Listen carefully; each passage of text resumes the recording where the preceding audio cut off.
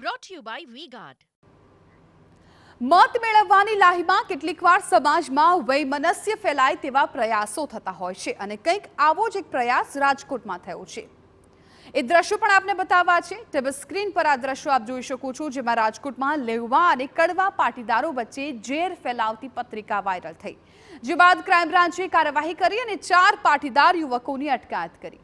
ચારેય આરોપીઓને કોર્ટમાં રજૂ કરતા તમામને 15,000ના જામીન પર મુક્ત કરવામાં આવ્યા, જે બાદ પત્રિકા કાંડમાં નવો વળાંક સામે આવ્યો અને ભાજપ નેતા મહેશ પીપળિયાએ આરોપીના સીસીટીવી જાહેર કર્યા, જેમાં આરોપીઓ ઘરે ઘરે જઈને પત્રિકા વિતરણ કરતા દેખાયા, જે બાદ પોલીસ તપાસમાં વધુ એક ઘટસ્ફોટ થયો।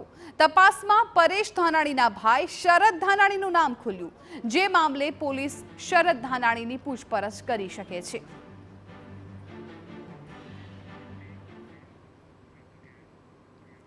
લેવા પાટીદારની પત્રિકાના વિવાદનો મામલો શરદ ધાનાણી મુદ્દે મોહન કુંડારિયાનું નિવેદન સામે આવ્યું છે। પત્રિકા વાયરલ કરનાર સામે કાર્યવાહી થવી જોઈએ તેવું મોહન કુંડારિયાએ કહ્યું છે। લેવા અને કડવા પટેલ એક મગના 2 ફાડા છે। આવી પત્રિકાથી કોઈ અસર નહીં થાય, પોલીસ ઝડપથી કામગીરી કરશે તેવી તેમણે આશા પણ દર્શાવી।